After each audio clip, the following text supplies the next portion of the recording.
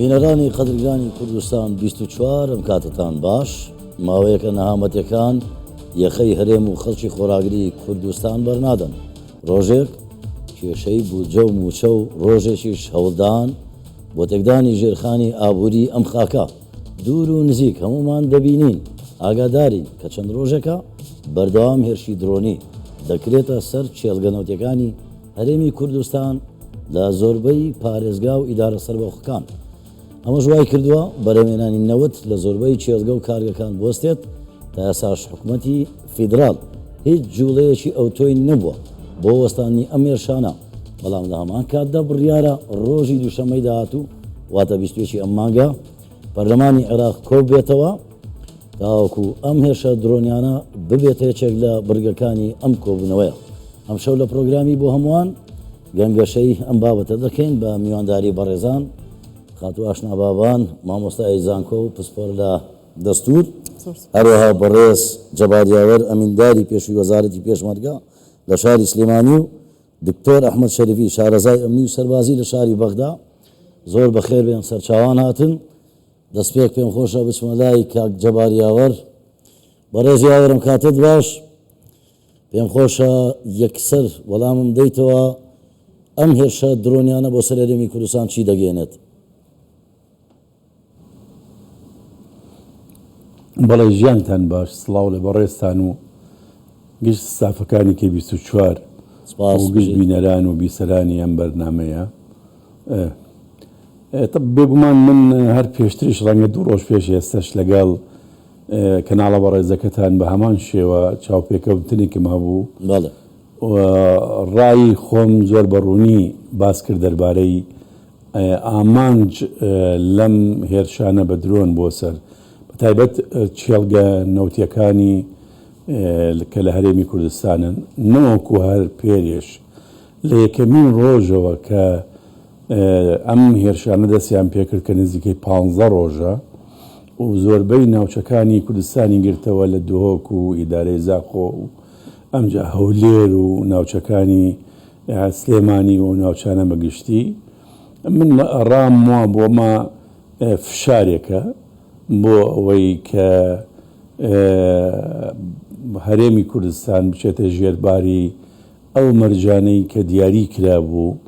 بۆ مەبەستی ناردنی موچە بۆ هەرێمی کوردستان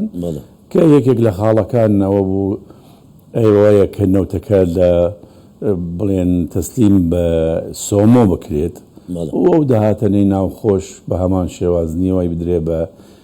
حکوومەتی فدراڵی عێراق دیارە بەڕێزیاوەر هیچ نزیک دواهەمینی یەکێتی و پارتی نەبوو کە بە یەک دەنگ چوونە بەغدا و دواهەمینیان باڤڵ تاالبانی سەرۆکی هێرشی نیشتیمانی کوردستان وەکو نوێنەرایەتی هەرێمی کوردستان چوو بۆ بەغدا کە جەنابی سەرۆک بارزانی با بڵێن وەکالەتی پێبەخشی بۆ یەک ریزی کورد هیچ پەیوەندێکی بۆ نیە ئەم هێرشانەی دوایی هەمان ئەو پرسیارە ئاراستەی مناڵم پێش دوو ڕۆژە لەلایەن ئەو بەڕێزەی کە بڵێن سەرپەرشتی چاوپێکەوتنەکەیە کرد لە کەی 24 هەمان پرسیاری لێکردم وتی ئایا ئەمە پەیوەندی بەورلێک نزیکبوونەوەی یەکێتی و پارتی هەیە چونکە هێشتا ڕێکەوتنەکە نەکراوە بە تەواوەتی یعنی من ئەو وەڵامی ئەو پرسیارەمدا بوو بۆ جگە لەوە شوتیان ئایا ئەمە بۆ تێکدانی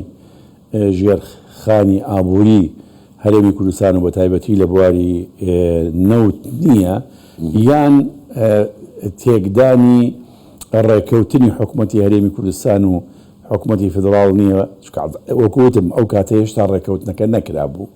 وتم نە ئەمان بەڕای تایبەتی خۆم هەرواشم وتم بەڕای تایبەتی خۆم ئەمە پەیوەستە بە فشارهێنان بۆ حکوومەتی هەرێمی کوردستان کە بشتە ژێرباری ئەو مەرجانەی کە هەیە وتم بەوە دەسەڵمێ ئەگەر لە دوایی ڕێکەوتنی حکوومەتی هەرێمی کوردستان و حکوومەتی فدراڵی کوردستان لەسەر بوجە ئەم درۆن هاویشتنە وەستا بە تەواوەتی ئەو ڕایە من ئەسەڵمێنێ و بینیمان پاش ڕێکەوتنی حکوومەتی هەرێم و حکوومەتی فدراڵ لەسەر مەسەلەی چۆنیەتی بڵێن ڕادەستکردنی نەوتەکە بە سۆمۆ لەگەڵ ئەوەی داهاتی ناوخۆ یەکسەر یەکەم یەکەم هەنگاو هیچ هەڕەشەی نردنی درۆن نەما، یعنی درۆن نەنێدرا ئەوە یەک. دووەمیش دەست بەجێ ئۆپەراسیۆن ئەنجام درا و یەکسەر بڵێن ئەو شوۆنە دیاری کرا کە لەکوێ لە مووسڵ ئاوێ و ئەو لیوایی کە سەرپەرشتی هاویشتنی ئەو درۆنانە و لەگەڵ فەرماندەکەی لیواگەش بەحساب دەستگیر کراوە. یعنی باشە 15 ڕۆژە بۆ ئەو ئۆپەراسیۆنە ئەنجام نەدرا بۆ یەکسەر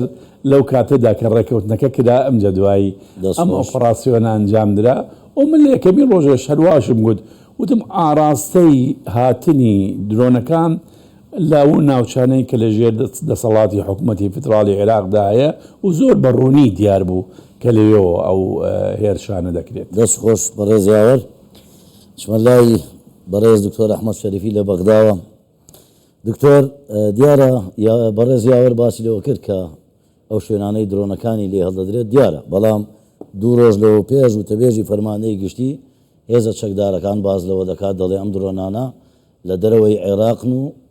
حکوومەتی عێراقی و وڵاتی عێراقیش دەسەڵاتی بەسەرەوە نیە. کۆمێتی بەڕێستان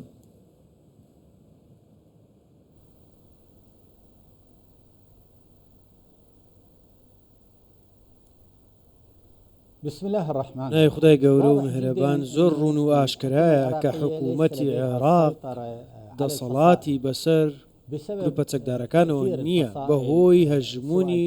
ئەو گروپانە چ لەسەر ئاستی یاسادانان بێت لە ئەنجومەنی نوێنەران، چونکە خۆیان ئێستا ئەنجومەنی نوێنەران و لەوێ ئەوانە بڕبڕەی پشتی چوارچەوەی هەماهنگگین و لە گەڕۆپانیشدا لە ڕووی دامەزراوەکان بەهێزترن، لە وەزارەتی بەرگری بەهێزترن، گروپە چەکدارەکان لەوان بەهێزترن، بۆیە حکوومەت ناتوانێت کۆنتترۆلیان بکات. و تەنها لەسەر ئاستی توانای پرچەکردن لە ڕووی درۆنەوە توانایان زۆر زیاترە لەوەی کە دامەزراوی سەربازی واتە وەزارەتی بەرگری هەیەی دەتوانێت ئاسمان کۆنتترۆل بکات وەکەوە وایە خۆی خاوەنی سەروەری ئاسمانی عێراقا. بە هەمان شێوە ئالنگاریە بۆ وەزارەتی بەرگری چکە پەیوەندیدارە بەو بابەتەوە، بەڵام ئەوەی لەوەی حکوومەت باسی کردووە بۆ وەسفکردنی قەیرانێک کە هەڕەشەی لەسەر سەلامەتی حکوومەت بەرامبەر بە ئەمریکا و کۆمەلگەی نێودەوڵەتی دروست کرد و هەروە هەڵوێستی حکوومەتی فیدراڵ دەرهەق بە هاوبەشانی لە عێراق گوتی ئەو درۆنانە لە دەرەوەی عێراق دروست کراوە و لە ناوخۆی عێراقەوە هەڵدراوە و ژێرخانی هەرێمی کوردستانی بامانج گرتووە. پرسیارەکەوەیە کێ ئەو درۆنەی دروست کردووە؟ حکوومەت وەڵامی نەداوە. پرسیارەکەوەیە کێ ئەو درۆنەی هەڵداوە بەکاریان بۆ هەڵی دەدەن. هەرچەند بەڕێز یاوەر ئاماژەی پێدا، بەڵام باسی ئەمریکات کرد. ئەمڕۆ جۆ ڕێدەر جێگیری پێشووی وەزیری بەرگری ئەمریکا لە لێدوانی تایبەت بۆ کوردستان 24 ڕایگەیاند کە ئەمریکا بەتوندی ڕوبەڕووی ئەم هێرشانە دەبێتەوە، چونکە ئەم هێرشە درۆنیانە لە بەرژەوەندی کۆمپانیا ئەمریکیەکان و بەرژەوەندی هاوبەش هێرمی کوردستانی دا. چاوەڕوان دەکرێت ئەم وەڵامە توندەی هەبێ ئەمریکا؟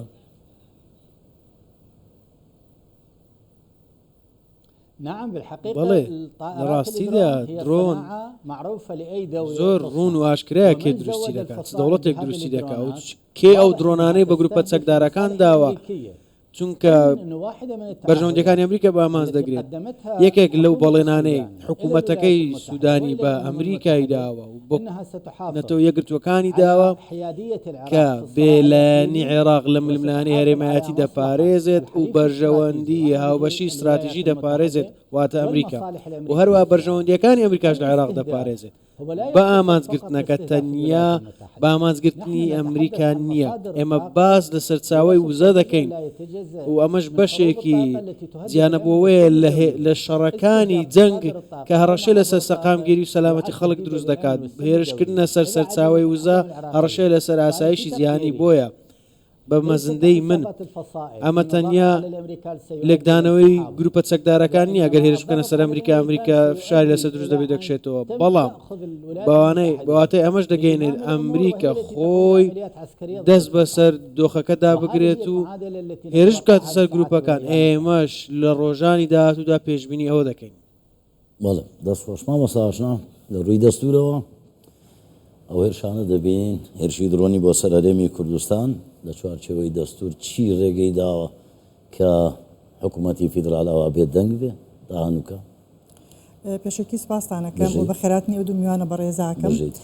طبعا بەڕێزان کۆمەڵێ بابەتیان باس کرد من ئەمەوێ لە پرۆسی ئازادی عێراقەوە باسکەم لە 2023 و پاش ئەوەی کە دەستور گۆڕایە خۆ دەستوری کە هەبوو پێشتر دەستوری دەوڵەتێکی ئێمەڵی دەوڵەتێکی سادەیە بەڵام ئێستا دەوڵەتێکی فیدرالیە ئەم دەستورەکە دروست بوو واتە پێکەوە ژیانی هەرێمێک یاخود فیدرالیەک بێت کە لەناو عێراقا ئێمە ئەزانی لە یەکێک لە مادەکان کە مادەی مەبادی ئەساسی پێ ئەڵێن واتە پاراستنی یەکڕێزی و خاکی عێراقا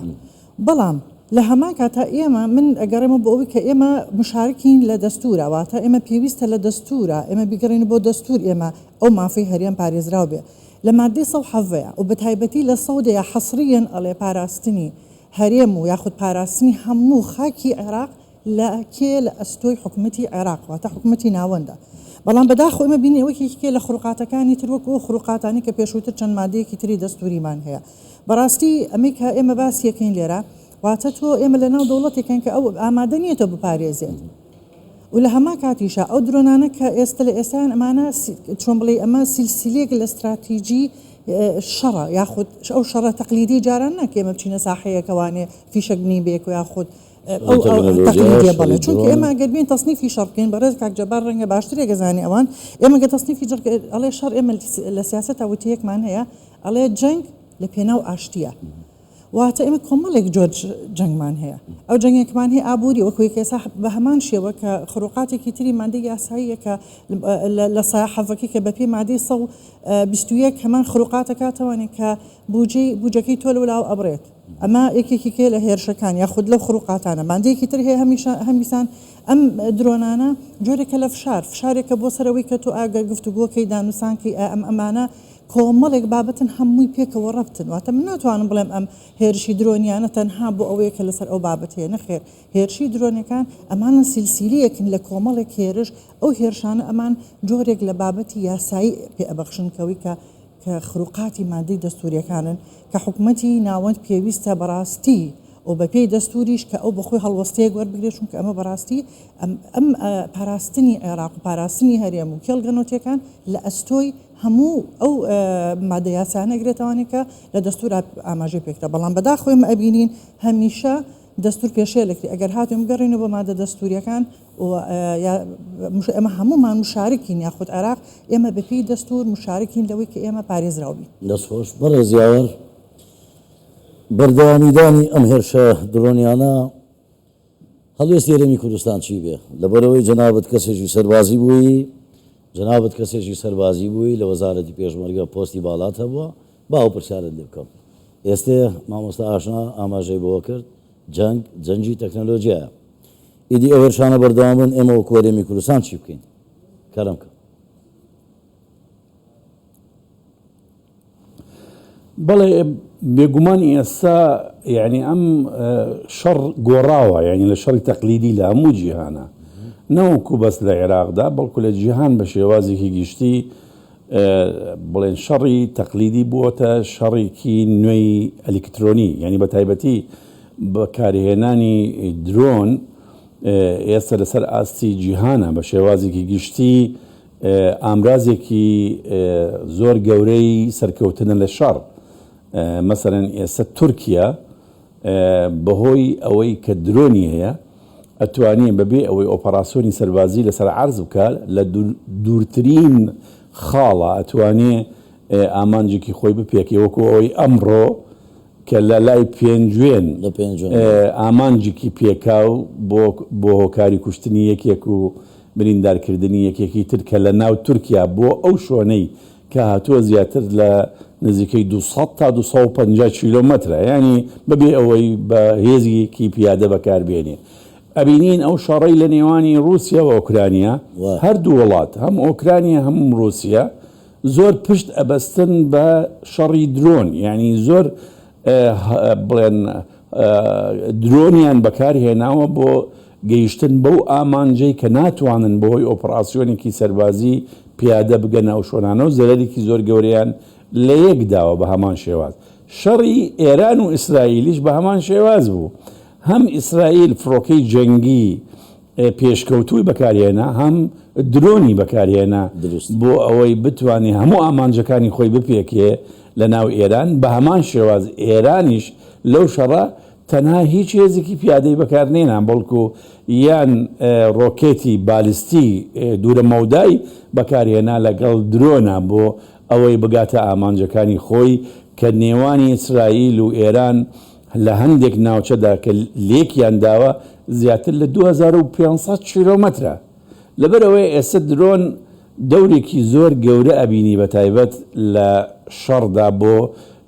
سەرکەوتن لە شەڕەکان و گەیشتن بە ئامانجی خۆی. بەڵام بەداخەوە ئەوە ئەڵێم ینی بەداخەوە کە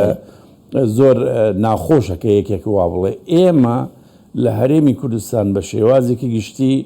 توانای ئەوەمان نییە بە حەقیقەت هەموو هێزەکانمان نەوەکو بەس هێزی پێشمەرگی کوردستان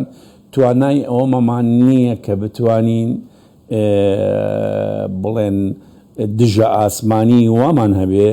یان سیستەمی چاودێری ئاسمانی وامان هەبێ کە بتوانین کۆنتترۆلی ئاسمانی هەرێمی کوردستان بکەین. کێشەکە بەس هەرێمی کوردستان نییە، سەرتاسەری عێراق یعنی هەموو عێراقی فیدراڵ عێراقیش بەو کێشەوە ئەناڵێنی ینی عێراقیش ئێستا نە سیستەمێکی چاودێری ئاسمانی هەیە سەرتاسەری بێ نە سیستەمی بەرگری ئاسمانی هەیە تاکو ئێستا. لەبەرەوە ئەبینین ئاسمانی عێراقدا هەم لەلایەن ئێرانەوە بەکارهاتووە لە کاتی شەڕی ئێران ئیسرائیل هەم لەلایەن ئیسرائیلەوە بەکارهاتووە هەم ئێستا لەلایەن تورکیاوەش ئاسمانی عێراقیش بەکاردێت و بە ئارەزووی خۆی ئەم فڕۆکەی جەنگی و ئەم فڕۆکەی بێفڕۆکەوانە دوانی بفرێ. ئەو سیستەمان هەمان نییە. لەسەر قسەکانی جەنابەت ئەو هێرشانەی کە دەکرێتە سەر هەرێمی کوردستان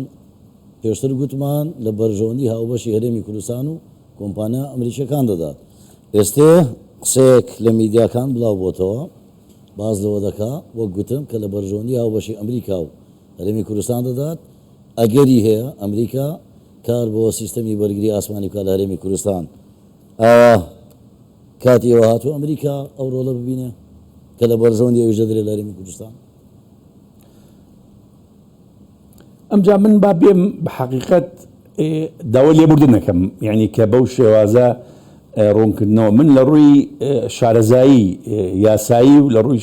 لە ڕووی شارەزایی سەربازیەوە ئەم لێکدانەوە کەمیانی ئەو ڕای خۆم پێشکەشەکەم ناتوانم بە حەقیقەت شتی ناڕاست بڵێم. یەکەم ئەمریکا لە عێراقدا کە هەیە و هەموو هێزی هاوپەیمانان کە لە عێراقدا هەن ئێستا بە پێ ڕێکەوتنیەکە لەگەڵ حکوومەتی فیدراڵی عێراقدایە. ئێمە بەداخەوە دستور وا دیاری کردووە ئەو خوشکە بە ڕێزەش باسی کرد کە پاراستنی ئەرز و ئاسمان و سنووری وشکانی و سنووری دەریایی هەموو عێراق ئەمە ئەرکێکی سیادیە بێ حکوومەتی فیدراڵی عێراق بیپارێزێ یعنی ئەو مافەی گەڕاندۆتەوە بۆ دەوڵەتی فیدراڵی. لەبەر ئەوەدایە کە ئێمە بەداخەوە ناتوانین هێزەکانمان لە هەرێمی کوردستان و بە تایبەتی هێزەکانی پێشمەرگە پڕچەکەی نە بە ئیمکانیەتی مادی خۆمان کە نیمانە یعنی حەقیقەت لە کوردستان توانایی ئەوەیمان نییە کە بتوانین هەموو هێزەکانمان بە چەکی پێشکەوتوو بە تایبەتی دژە ئاسمانی و سیستەمی چاودێری ئاسمانی دابینکەین چونکەوە پارەیەکی یەکجار زۆریەوە ئێستا ئێمە ناتوانین تەنانەت موچەکە دابینکەین و ناچارین لەگەڵ حکوومەتی عێراقا ئەو ڕێکەوتنانە بڵێن ئیمزاکەین کە دابینکردنی موچە ئەوە یەک ئەمە لە ڕووی خۆمانەوە. دووەم ئەگەر تەنانەت ئیمکانیەتی مادیشمان هەبێت لە هەرێمی کوردستان کێشەکە لەوەدا هیچ دەوڵەتێک چەک بە تۆ ناداوەکو هەرێمێکی بەشێکی لە دەوڵەتی فیدراڵی عێراق ئللا بە ڕەزامەندی حکوومەتی فیدراڵی عێراق و لەبەرەوەی ئێمە زۆر هەوڵمان داوە وەختی خۆی لە وەزارەتی پێشمەرگە بەڵام عێراق ئەو ڕەزامەندیە نادا بە هیچ جۆرێک نەوەکو بۆ چەک تەنانەت بۆ تەقەمەنیش بۆ چەکەکان کە هەیەی و کوردستانی پێپارێزە کە بەشێکە لە دەوڵەتی پێدا ئەمە دوو سێهەمیان با بۆی تەواوکەری ئەو بم جگەل لەوەش ئەمریکاش کە و هاوپەیمانەکانیش تەنانەت لە شەڕی داعشیش کە هاوکاری هێزەکانی پێشمەرگەشیان کردووە دەبوایە ڕەزامەندی ڕسمی حکوومەتی فدرالی عێراق وەرگرن و ئەو چەک و تەقمەنیانە دەبایە لە میناکانەوە بێت بۆ بەغا لە بەغا عەمبار بکرێ دوایەوە ئامار بکرێت لەلایەن وەزارەی بەرگری عێراقەوە ئەمجا موافقەت بکرێت بۆی بدرێتە هێزی پێشمەرگە بۆ ئەوەیە کە بەکاری وێنی لە شەڕی داعشدا خۆشی وەکو ئەمریکاش ئللا بە پێی ڕێکەوتن لەگەڵ حکوومەتی فدرالی عێراقا ئەتوانێ سیستەمی بەرگری یان سیستەمی دژە ئاسمانی و چاودێری ئاسمانی بێنێ بۆ عێراقیان بێنێ بۆ هەرێمی کوردستان یعنی ئەبێت لەگەڵ عێراق ڕێکەوێ بێگومانیش عێراق بە هیچ شێوازێک ئەو ناگاتە ڕێکەوتن بۆی من ئەوەتان بەبیر بێنمەوە بەس ئەوەندە دوسێ قسەی دوایی پێشماوەیەکیش ئەم بابەتە زۆر باس کرا لەوە کارەکان ڕاگەیاندن بە تایبەتی ئەو کاتەی کە چەند ئەندامێکی کۆنگرسی ئەمریکا داوایان کرد کە ئەمریکا پەسەندی ئەوە بکە کە سیستەمی دژە ئاسمانی بۆ هەرێمی کوردستان بنێرێ ئێدا ئەوە بە حسابی خۆی کۆنگرسیش پەسەندی کرد و بودجەی بۆ دانرا بەڵام تا ئێستا 4 ساڵە ئەم بابەتە هەر قسە بوو دەست خۆش دکتۆر ئەحمەد بەڕێزیاوەر باز لەوە دەکات هەرێمی کوردستان ناتوانێت کەرەستە و پێداویستی و چەک و هێزی پێشمەرگەی کوردستان بەبێ ڕەزامەندی حکوومەتی عێراق دابین بکات دەستپێشی بەرنامەکەم باست لەوە کرد ئەو هێزلیانە سیاسانەی کە درۆنەکان داهاوێن حکوومەتی عێراق و حکوومەتی فیدرال دەسەڵاتی بەسەریانەوە نییە ئەی چۆن ئەوان دەتوان کەرەستە و پێداویستی و چەک و ئەسلحە بۆ خۆیان دابین بکەن لە کاتێکدا هەرێمی کوردستان هەرێمێکە لە چوارچێوەی دەستور لە چوارچێوەی وڵاتێکی فیدراڵە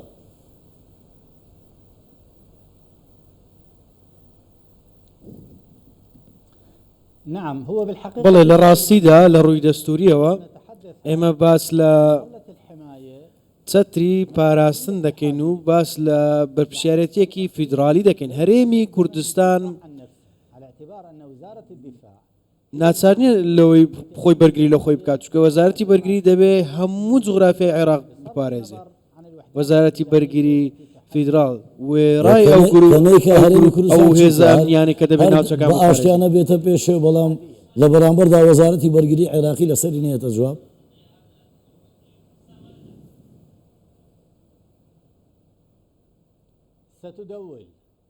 بەڵێ دەبێتە بە نێودەوڵەتی دەبێ و ئەمریکا دێ دەسوەردان دەکا سەرەتا بۆی بەرژەوەندی خۆی بپارێزێت دووەم بۆی پرۆژەی سیاسی عێراق بپارێزێت چونکە ئەمریکا خۆی ئەو گۆڕاوە سیاسی عێراقی دروست کردووە کە پێی وا بووە سیستەمی فیدرالیە دەکرێ هاوکێشەی چاکبوونەوەی ناسنامەکان لە عێراق بەدی بێنێت و هەروەها لە ڕووی خۆجێییەوە دەسەڵاتیش هەبێت بۆیە ئەگەر حکوومەتی عێراق شکستێنە واتە ئەمریکا ڕاستەوخۆ دەسوەردان دەکەن نەک تەنیا لە پاراستنی هەرێمی کوردستان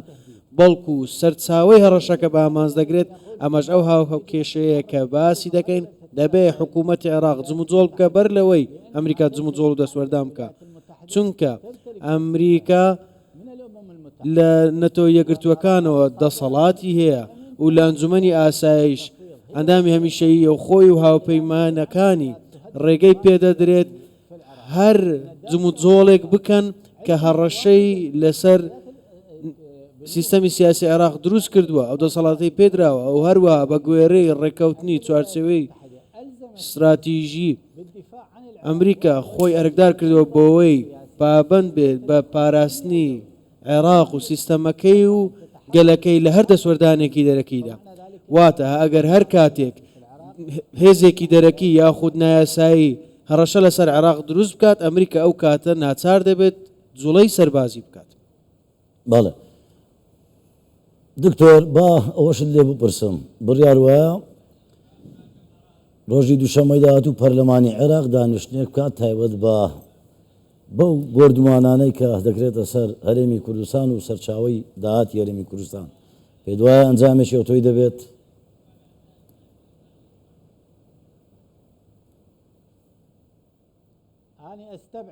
من بە دووری دەبینم لە ڕاستیدا چونکە زۆر ڕوون و ئاشکرایە ئەگەر حکوومەتی فیدراڵ تاوتوێی کرد دەبێت سەرەتا لەگەڵ پەرلەمان قسە بکات چونکە ئەگەر هەڵوێستی پەرلەمان جیاواز بە پێچوانەی حکوومەت بە ئەو کاتە دەنگی بەرز دەکردەوە بەڵام بێدەنگی پەرلەمان بەشێکە لە هەوڵەکان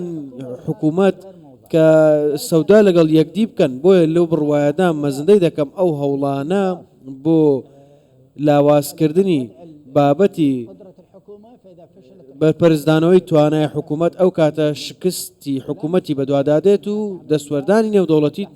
بەدوایدادێت بۆیە لەوانەیە ئۆپەراسیۆن بکرێت لەلایەن ئەمریکاوە کە لەوانەیە چەند کاتژمێرێک بۆ چەند هەفتەیەک بخایانێت و ئەو گروپە چەکدارانە بە ئاماز بگرێت. زۆر باشە من هەفتەی ڕابردوو وەکو پێشەشکاری ئەم کەناڵی کوردستان 24 سەردانی بەغدام کردووە لە نزیکەوە خەڵکی بەغدام دیوە خەڵکێکی سادە و ساکار زۆر یانی بە شێوێکی دۆستانە ئامێزیان بۆ ئێمە دەکردەوە کە دەیانزانی کوردین پرسیارەکەی من ئەوەیە کاتێک حکوومەت ڕۆلی نەبێ و پەرلەمان ڕۆلی نەبێ با لێت بپرسم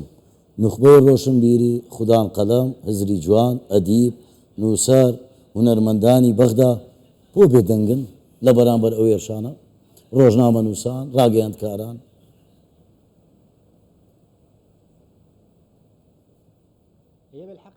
لە ڕاستیدا ئەمە مجاملە نییە بەڵکو هەڵوێستێکی نیشتیمانیە ئەوەی خۆی بێدەنگ بکات لە پشتیوانیکردنی ستەم لێکرا و کەسێکە کێشەی لە نیشتیمان پەروەری و ئینتیمایەکەی هەیە چونکە دەبێت بە شێوەیەک سەیری نیشتیمان بکەین کە جوگرافیایەکە بۆ هەمومانە و یەک جوگرافیایە و یەک جەستەیە بۆیە ئەگەر بینیمان لایەنێک لە لایەنەکان ستەم لە لایەنێکی دیکە بکاتە دەبێت ڕووبەڕووی بوەستینەوە ئەگەر بەشێکیان بێدەنگ بوون ئەمە کێشەی خۆیەتی بەڵام وشەی حەق دەبێت بگوترێت ئەوەی بەسەر هەرێمی کوردستان دادێت و ڕوودەدات جێگەی داخە ئەمە میراتی ڕژێمی پێشووە لە ڕژێمی پێشووە بۆیان ماوەتەوە هیواخواز بوون لە ڕژێمی ئێستا دادپەروەری بەدەست هات بە بەڵام ئێستا بەهۆی دراوسەکانەوە ئەمەمان لە دەستدا دەستخۆش مامۆستا ئاشنا هەر ڕووداوێکی نەخوازرا و لە شارەکانی ناوە ڕاست و باشووری عێراق ڕوو دەدات یەکسەر حکوومەتی هەرێمی کوردستان دەرگیان بۆ ئاوەڵا دەکات لە بواری تەندروستیەوە لە بواری معنەویەوە ئامادەی هەموو هاوکارێک دەردەبڕێت شتی ئەمان بینی و ئێمە لە بەرابەردا کە ڕووداوێکی نەخوازرا و لە کوردستان ڕوو دەدات ئەوە ئامێزمان بۆ دەکرێتەوە طبعا ئێمە ناتوانین بە مطلقی قسە بکەین چونکە ئێمە باسی سایکۆلۆژی خەڵکی عێراق بکەین ئێمە چەند ساڵانێکە بە مێژوو ئێمە پێکەوە ژیاوین دینێکی هاوبەشمان هەیە ڕەنگە ڕاستە لە زمان ئێمە کوردینەوە بەڵام ئێمە ڕەنگە کولتورێکی هاوبەشمان هەبێ کۆمەڵێ ناخۆشی و خۆشیمان بێکەوە بردوۆتە سەر ئێمە ناتوانین ئەوەی کە لە شارعی عێراقی هەیە ئێمە بڵێن ئێمە وەکو کورد ئێمە هەمیشە دەرگەمان بۆ ئەوان کردوتە بەڵام ئەوانوانی نەخێر با ئێمە بە مطلقی قسە نەکەین چونکە من بۆ خۆم کۆمەڵی هاوڕێم هەیە بەڕاستی لە هەموو ئەحزابە جیاکانی کە لە بەغاو لە جنوبن هەمیشە هاوسۆزن لەگەڵ ئێمە بە شێوەی ڕسمی بە شێوەی فەرمی دەڵێم هیچمان بینیوە تا ئێستا بەداخەوانێ لەبەر ئۆژەکەڕێتە من ئیگەرمەوە بۆ کۆمەڵێک بابەت با ئێمە باسی بکەین ئێمە یەکێک لەوانی کە هەروەکو لە بابچینۆنا بابەتی دەستور و چواردەوەی دەستور کاتێک کە دەستور دانرا ئێمە لەسەروی کە ئێمە وەکو حکوومەت وەکو هەرێمی کوردستان دیفاکتۆ بوو هەبوو بۆیە ئەو دەستورە فدرالیە دانرا ئەو سەرکردانی ئەو کاتە کە ڕەزامەند بوون لەگەڵدانانی دەستورە ئەو کاتە ئەوان جۆرێک لەسەر لێشێواوی و لەوەی کە نەجاتیان ببوو لە پرۆسەیەکی ئەوەی بەعسی بوو ئەو کێشانی کە هاتبوو لەبەرەوە ئازا ینی چۆن بڵێ ئاسایی بوو بەڵام هێدی لەگەڵ چوونە سەرەوە یاخود لەگەڵ ئەوەی کە خۆیان بە قوت کردەوە ئەمان بەڕاستی ئەگەر بێتە سەر سایکۆلۆژیای ئەوان سیر بکەین بەڕاستی لەگەڵ تەقبولی فیدرالی ناکەن تەقبولی پێکەوەژیانی ئێمە لەگەڵ ئەوان ناکەن ئەوان ئەو خاستن ئەو گروپانی کە لە یاسا دەرچوون ئەوانی کە ئەو درۆنانەمان پێون ئەوانی کە نانمانە بڕن ئەوانی کە بوجەمان نایانێ ئەمانە بەڕاستی ئەیانی ئەم پرۆسێ شکست بێنێ ئەیانوێ ئەم هەرێمە لێرە نەمێنێ ئەم هەرێمی کە ئێمە لێرە هەمانە بەڕاستی بە ڕەنجی کۆمەڵی ئێمە توانم بڵێن بە دەریایەک خوێن ئێمە ئەمەمان دروست کردووە بەڕاستی من وەکو خۆم هیچ کاتێک ئامادە نیم ئەم هەرێمە بم بە دەستەوە ئەگەر هاتوو لەسەر من بێ باوەڕ کە بەیانی چەک هەڵەگرم ئەفو ببوورە با ئەوەی تریش باس بکەم طبعا یەکێک لە هەدەفەکانی ئەم درۆنانە ئەمە درۆنەکان ئەمە شتێکی ئاسایی ئەمە ئیبینین و درۆنە و ئەمە جەنگێکی ئەلکترۆنی کە ئێستا هاتوت بەڵام ئێمە کۆمەڵە جەنگی سیاسیمان لەگەڵەکەن هێرشی ئابووریمان لەگەڵەکەن هێرشی دەرونیمان لەگەڵەکەن ئەو ئەلامە کە ئەلام و دەرونیا بەڕاستی ئێمە وامان لێ هاتووە هیلاک و ماندوو بووین بەڵام ئەمی کە ئێمە ئەمانەوێت جگە لەمە ئێمە هێرشێکی تریشمان لەسەرە کە ئەمەش هەروەکو هیچ بە دوور نییە لە هێرشی لە درۆنەکان هێرشی مادەی هۆشبەرەکانیشمان لەسەر واتەمانیانی بە هەموو جۆرێک تۆ لە بچۆم لێ لە قاڵبێکی بچووکا بتهێڵنەوە ئەمە بەڕاستی وەکو گەبینەوە سەر دەستور سەر یاسا بەڕاستی مەخلوقاتێکی زۆر نایاساییە و ئێمە داوا ئەکەین وەکو ئەو بەڕێزەش فەرمووی کە ئێمە دووشەممە کە پەرلەمان کۆبێتەوە ئایا پەرلەمان کێیە ئەوانی کە لەناو پەرلەمان کێن ئەوان لە پەرلەمان لە چوارچێوی دەرەوە ئەوانە بڕیارەکان وەرەگرن ئەوان بۆ خۆیان ڕەنگە دەستێکیان هەبێ لەوەی کە درۆنەکان هەر لەناو عێراق ببنێن بە هەرێمی کوردستانەوە و بنیەی تەحتی و شوێنە گرنگەکانی هەرێم بە ئاماج بگرن دەستخۆش بەڕێز یاوەر من پرسیارێکت لێ دەکەم بەڵام هیوادارم بە هەڵەیەک نەدرێتەوە من لە سەردەمی خوالێ خۆشوو بەڕێز مام جەلال سەردانی بەغدام کردووە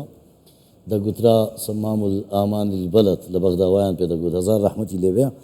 پرسیارەکەەوە ئێستا ئەمە پۆستی سەرۆکایەتی کۆمارمان هەر لە دەستە وەکو کورد پۆستی سیادی دیکەمان هەیە دەگوترا ئەگەر جاران کێشەیەک هەبە خوالێ خۆش و مام جەلال بە یەک تەلەفۆن و بە یەک نانی نیۆڕۆ هەمویانی کۆ دەکردەوە و کۆتایی بە چێشەکان دێنا بۆ ئێستا ئەو ڕۆڵە نابێتن بۆ ناتوان ئەو ڕۆڵە ببیندرێ من بەتەنها مەبەستم سەرە کۆمارنی خوا نەخواستە مەبەستم تێکرای سەرکردایەتیە کوردەکانن ئەوانەی لەوێن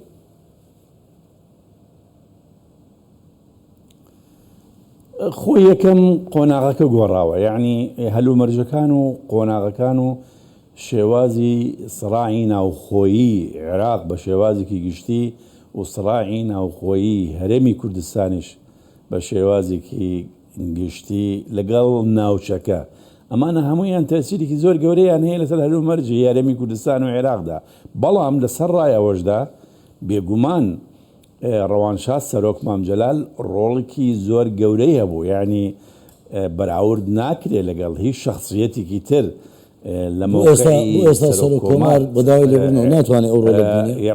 بڵێنەکان کۆ بکاتەوە ئەوە ئەگەڕێتەوە بۆ شخصی ئەو کەسەیە ینی بڵێن بۆ شخصی ئەوکە مام جەلال سەرۆک مام جەلال کارێزما بوو هەم شخصیەتێکی کوردستانی یعنی بڵێن لە کوردستانە ڕۆڵێکی گەورەی هەبووە هەم لە عێراقدا یعنی شخصیەتێکی گەورەی هەبوو توانوویەتی زۆر جار هەیە عێراق لە کارەساتێکی داڕوخان بپارێزێ کە هەموو بڵێن لایەنە سیاسەکان کۆکاتەوە لەسەر سفرەیەک لە ماڵەکەی خۆی و لەو پەڕی ناکۆکیان ئاشتیان بکاتەوە زۆر جار هەیە ڕۆڵی بینیوە لە نێوان وڵاتان لە نێوانی عێراق و ئێرانە لەگەڵ ئەمریکایە لەگەڵ وڵات ئەو مام جەلال ئەوەی ئەو کاتەی کە ئەو سەرۆک کۆمار بوو مانگانە نەوەکو هەموو حیزبە سیاسی عێراقیەکان بەڵکو هەموو سەفیرەکانی وڵاتانی دنیا بە ئەمریکا و هەموو وڵاتانی دنیا ئەهێنا بۆ سەرۆکایەتی کۆمار و لەوێ لە قەسر زۆر خواردنی بۆ سازەکردن لەگەڵ حکوومەتی عێراق و لایەنە عێراقیەکان بە یەکەوە گفتوگۆیان دەکرد باشە ناکرێت ئێستا ئەو ڕۆڵەی مام جەلال جارێکی دیکە حقیقەت ئەو ڕۆڵەی مام جەلال هەر بەو خەسێتانی مام جەلال مفاتەحی لایەنە سیاسەکانی عێراق بکرێتەوە ناکرێت وەکو باسم کرد یەکەم ڕۆڵی کەسایەتی خودی ئەو کەسایەتیە و مەودای پەیوەندیەکانی و تەئسیری لەسەر هەلومەرجی عێراق بەگشتی و کوردستان و وڵاتانی چواردەور و دەرەوەش دووریش جیاوازە لە نێوانی هەموو ئەو کەسایەتیانەی کە لە عێراقدان یعنی بە شێوازێکی گشتی و لە کوردستانیدان ئەوە یەکیان دووەمیان هەلومەرجەکە هەمان ئەو هەلومەرجەی زمانی ڕەوانشاد سەرۆک مام جەلال کە سەرۆکی کۆماری عێراق بوو یعنی هەم هەلومەرجی ناوخۆیی عێراق گۆڕاوە هەم هەلومەرجی ناوچەکە بە وڵاتانی ئیقلیمیە و سەراعەکانیش ململانەکان گۆڕاوە هەم هەلومەرجی کوردستانیش گۆڕاوە ئەگەر بێن بۆ بەسیطترین شت لە کوردستاندا ئەو کاتە لە کوردستان فەرمو تاوایکە بوو بوورە قسەکە تاواکە بەڵێ ئەو هەر ئەوەندە نمونەیەنمەوە ئەو کاتە هەموو حیزبە کوردستانیەکان لەو زمانەی کە ڕەوانشاد سەرۆک کۆمار بوو لە پەرلەمانی عێراق ئێمە فراکسیۆنی کوردستانیە بوو فراکسیۆنی کوردستانی بە یەکەوە ئیش دەکرد ئێستا ببین هەموو حیزبە سیاسەکان هەر کەسە و فراکسیۆنی خۆی هەیە و هەر کەسە بە ئاوازێک ئەخوێنێ تا ئێستا ئێمە فراکسیۆنێکی یەکگرتومان نییە لە هەمان شێواز لە هەرێمی لە کوردستانیش ئەبینین ئەو کاتەی یەکگرتنێک هەبوو لە نێوان هەموو لایەنە سیاسەکان و پێکەوە حکومەڕانیان وڵاتیان بەڕەو دەبن ئێستا هیچ دوو حزب نابینی لە هەرێمی کوردستان کە لەگەڵ یەکە بڵێن کۆک بن بەڵکو ناکۆکێکی گشتیە لە عێراقیشدا هەمان شێوازە لەبەرەوەیە ئەم هەلوو مەرجانە گۆڕاون من بەس یەک تێبینیمەیە ئێمە زۆر تەکید لەسەر دەستور دەکەین یەکێک لە کێشەکانی عێراق دەستورە دەستوری عێراق تا ئێستا نزیکەی 50 مادەی تایەتی هێشتا ئەڵێ بە قانونێک ڕێگەخرێ ئەوە بۆتە یەک کێشەیەکی گەورە بۆ دەستور دووەم دەستور بە دوو شێوازە خوێنرێتەوە ڕەنگە ئەو بابەتانەی کە پەیوەندی بە هەرێمەوەیە لێکدانەوەی لەلایەن هەرێمەوە بە شێوازێکە و لێکدانەوەی لەلایەن عێراقەوە بە شێوازی کتریان لایەنە عێراقەکان بە شێوازی کترەوە لەبەرەوەیە هەر ئەسڵی خۆی دەستور بۆتە کێشەیەک ناوەڕۆک و مادەکانی دەستوریش بۆتە کێشەیەک کە تا ئێستا نەتوانراوە ئەو کێشاڵ پەسێراوانەی کە لە 2006ەوە ئێمە گفتووەکەین لەگەڵ هەموو حکوومەتەکانی یەک بە دوایەک لە زمانی مالکیەوە هەتاکو و عیبادیەوە هەتاکو و زمانی هەموو ینی هەموو حکوومەتەکان مستەفا کاظمیە و ئێستا محەممەد شەیاع نەمانتوانیوە یەکێک لەو کێشانە هەڵپەسێرانەوە یەکێک لەوانە مەسەلەی بەڕێزیجێ و موچێ نەمانتوانیوە یان نیان کردووە نەمانتوانیوە یان نیان کردووە کێشەکە وەکو باسم کرد کێشەکە خۆی لە خودی دستور ئێمە زۆر جار هەیە ئەڵێن هەمومان ئیلتیزام بە دەستورەوە دەکەین بەڵام بە حەقیقەت ئەگەر بێی بە وردی هەموو مادەکانی دستور بخوێنیتەوە ئەسڵەن کۆمەڵکی مادەی وەکو باسم تیانی نزیکەی 50 مادەی هەیە ڕەبتی کردووە بە یاسا ئەڵێ ئەم مادەی بە پێی یاسایەک جێبەجێکرێ تا ئێستاش یاسای بۆ دەرنەچووە پرسیارێکی مێژووی لەبەرێز ڕەحمەت بکەم بە هەمان شێوەی جەنابەت پرسیارێکی مێژوویم وە بیرکەوتەوە جەنابیشە دیارە لەمێژە لە بواری سەربازی کارت کردو حتمما پێشمەرگەی دێرینیشی بەڕێستان دکتۆر ئەحمەد پێشروخانی سەدام حوسێن لە یان ڕژێمی دیکتاتۆری عێراق لە 2003 ئێمە وە بیرمانە زۆرینەی ئۆپۆزیسیۆنی عێراقی لە هەرێمی کوردستان بوون زۆرینەی سەرکردەکانیان تەنانەت ئەگەر چاوێک بە مێژوودا بخشێنینەوە سەرکردایەتی شیعە بە تایبەتی ماڵی ئەلحەکیم تەنانەت کوشتنی کورد تەکفیریان کردبوو ئایا ئەو سەرکردانەی ئێستا ئەو ڕۆژانەیان لەبیر نییە لە بەغدا کە دەسەڵاتی عێراقیان گرتۆتە دەست لە دوای ڕوخانی سەدامەوە کە ڕۆژانێک ئۆپۆزیسیۆن بوون لە شاخەکانی کوردستان لەگەڵ پێشمەرگە بوون ئەگەر ڕاز ناکەم با بەڕێز یار بڵێ ڕاز ناکەی ئەوە تاریخێکە و هەمومان دەیزانین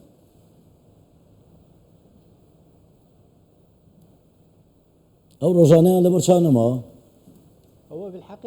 لە ڕاستیدا جگەلەوەی کە ئێستا سوپاسگوزار نین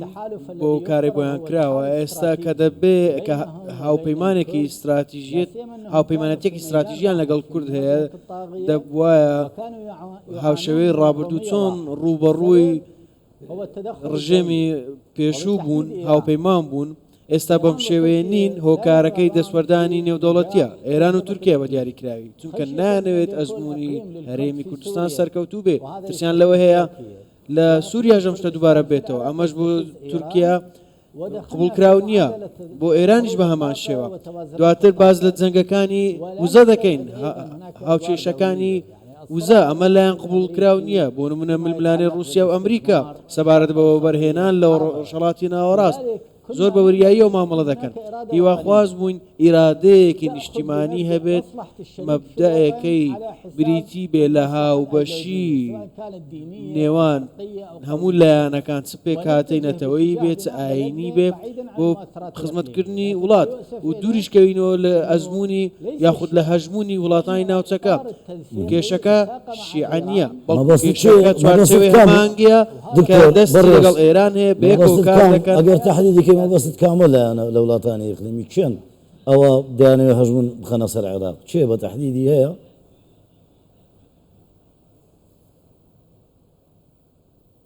نعم بەڵێ اقليم كردستان بەڵێ هەرێمی کوردستان زۆر ڕوون و ئاشکرایە هەرێمی کوردستانی عێراق لەلایەن ئێرانەوە کێشەی بۆ دروست دەکرێت چەندین ڕەهەندی هەیە یەکەمیان ئەو ئەزمونە لە ئێرانیش دووبارە ببێتەوە و کوردی ئێران مافی خۆیان بەدەست بهێنن لە ئەو سربەخۆیی داوای دەکەن واتە نیمچە سربەخۆی و دەسەڵاتی خۆجەییان هەبێت بە هەمان شێوە بۆ کورد لە سووریا ئەوەی فشاریان لەسەر دروست دەکات کە خۆیان مافی خۆیان بەدەست نێنن لە مافی لە دەسەڵاتی خۆجەیی تورکیا واتە هەردوو لە کۆکن و هاوڕان لەسەرەوەی فشار لەسەر هەرێمی کوردستان دروست بن هەندێک جار هاوڕانین و مجاملە دەکەن بەڵام ئەوە ئاشکرایە ئەوەی دەیبینین ئەم لانەی لە نێوانیاندا هەیە بەڵام لە ڕاستیدا نە تورکیا سیستەمی هەرێمایەتی دەوێت نە ئێرانیش ئەمەش وای کردووە قەیرانەکانمان لە سووریا و لە عێراق هەمان قەیران بێت کە ئەویش قەیرانی مافەکانی کووردە زۆر باشە بە ئەوەشت لێ بپرسم بۆچی هەندێک لە کەسایەتی و پەرلەمانتار و ئەوانەی پۆستیان هەیە لە بەغدا پێیان خۆشە هەرێمی کوردستان وەکو پارێزگا مامەڵەی لەگەڵ بکرێت نەک هەرێمێک کە خوددان پەرلەمانە ڕووبارەی خوێنی داوە بۆ ئەوەی کیانێکی بە خۆی دروست کردووە حکوومەتی پێکێناوە هەر لە دوای ڕاپەڕینەوە دویەکەوە بۆ دوای ئەو هەموو ساڵە حەز بکەن وەکو پارێزگا مامەڵەی لەگەڵ بکەن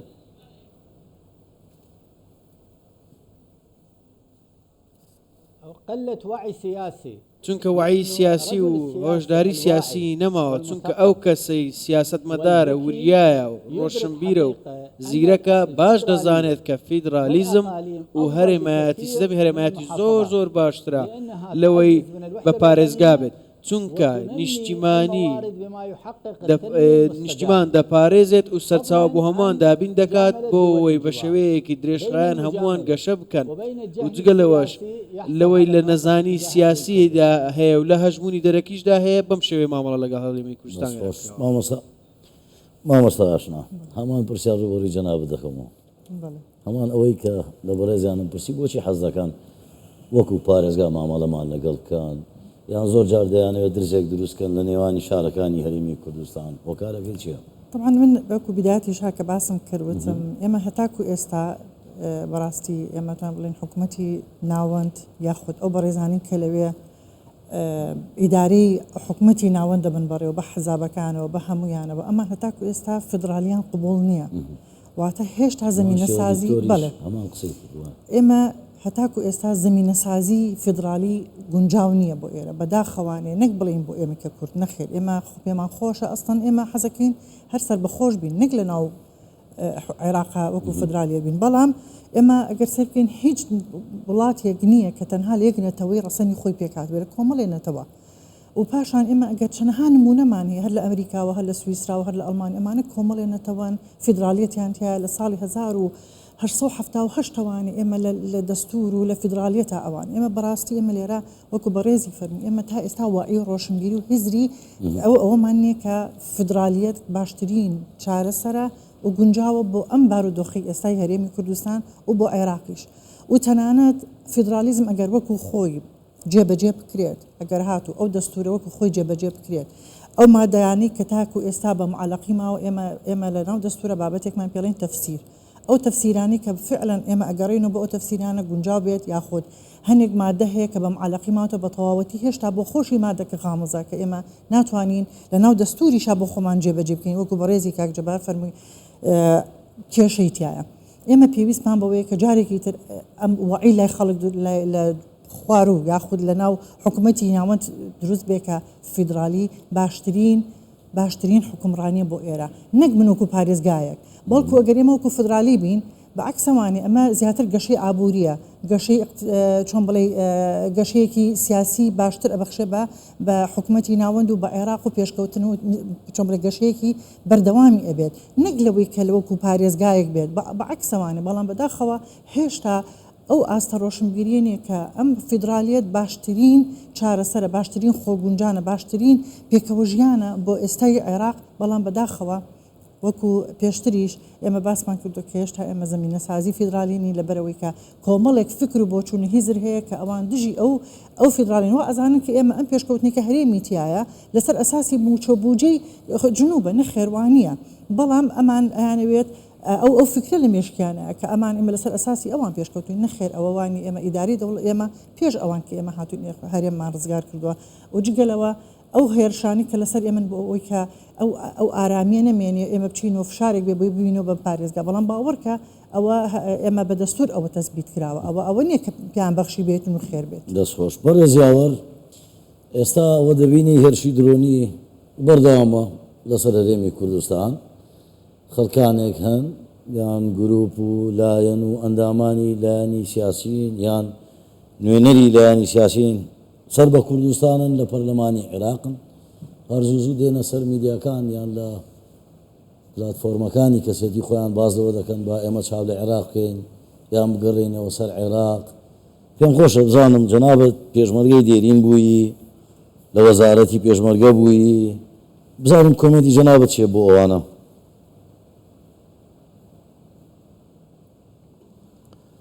خۆی ئەگەر بێتە سەر حەقیقەت ئێمە خۆ دەوڵەتێکی جیانین ئێمە ئێستا هەرێمێکین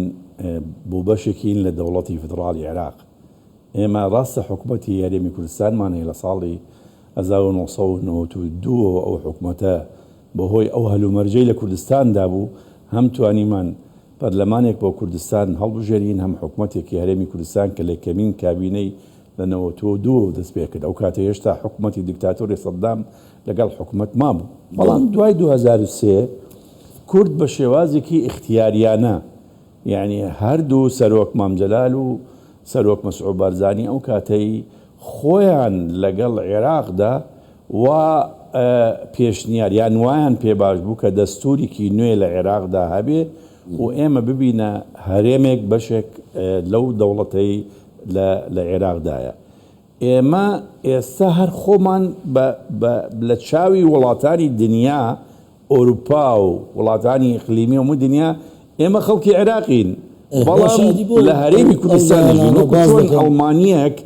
لە هەرێمێکی ئەڵمانیا ئەژێ بەڵام بەشێکی عێراقە وەکو چۆن ئەمریکیەک لە هەرێمێکی ئەمریکا ئەژێ و مەبەستیانەوەی ئەزمونەکەمان نامێنێ ئەوانەی قسانە بەڵێ خۆی کێشەکە لێرەدایە کێشەکە ئەوەیە هەندێکی هۆکارەکەی کە ئەو دژایەتی ئەکرێ هەندێکی هۆکارەکە ئەوەیە ئەگەڕێتەوە بۆ هەندێک بڵێن ناتێگەیشتنی ناوخۆیی لە عێراقدا چونکە تا ئێستا لە عێراق بە شێوازێکی گشتی هەموو لایەنە عێراقیەکان هەموو لایەن من هیچ جیاوازەیەکیان ناکەم بە سوننەی و بە شیعی هەموو لایەنەکانی عێراق هێستا بڕوایان بە حکمی مرکزی هەیە وەکو بڕوایان بە حکمی فیدراڵی و ئەقالیم نییە یعنی ئێستش مرکزیەتیان پێ باشە ئێستا ئەو خوشکە بە ڕێزەش هەموو جارێک کە دەڵێ ئەو دەڵێ حکومەتی ناوەند ئێمە حکومەتی ناوەندمان نییە ئەبێ پێ بڵێن حکومەتی فیدراڵ بەڵام تا ئێستا سیرکە کە کۆماری عێراق ئێستا کۆماری عێراق کە ئەنووسێ تا ئێستا نووسراوە کۆماری فیدراڵی عێراق ئێستا نووسێ کۆماری عێراق تا ئێستا نەنووسراوە خۆ ئەگەر بگەڕێنەوە بۆ دەستور دەبێ بنووسێ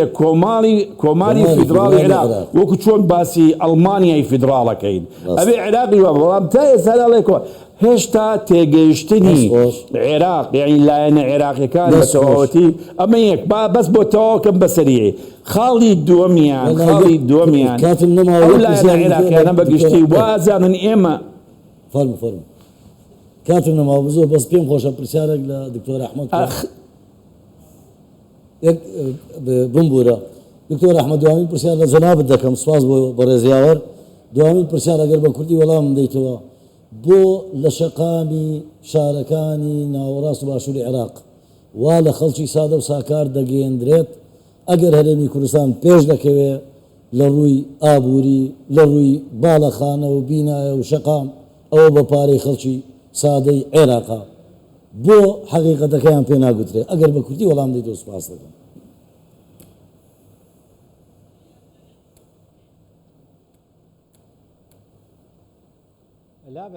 نەخێر لە ڕاستیدا ئەم بودجەی لە بەسڕا هەیە دەدزرێ بەڵام ئەوەی لە هەرێمی کوردستان هەیە خۆی بە بەرهێنانی کردووە لە تواناکانی خۆی بۆی ئەگەر هەرێمێک لە باشوور هەبە ئەو کاتە خۆشی وە بەرهێنانی لە خۆی دەکرد و توانای خۆی زیاتر دەکرد بەڵام پارەی بەسرە دەدزرێت بەڵام هەرێم نایدزێت لایەن سیستەمێکی سیاسیەوە دەیدزێت کە نەیتوانێت خزمەتی عێراقی پێ بکات. جەبار یاوەر ئەمینداری پێشووی وەزارەتی پێشمەرگەی کوردستان سپاس بۆ بەڕێز دکتۆر ئەحمەد شەریفی کە لە بەغداوە لەگەڵمان بووی سپاس مامۆستا ئاشنا بابان سپاس بۆ بینەرانی قەدرگرانی کوردستان 24 کە تاوەکو ئێستا لەگەڵمان بوون هەمیشەتان شاد.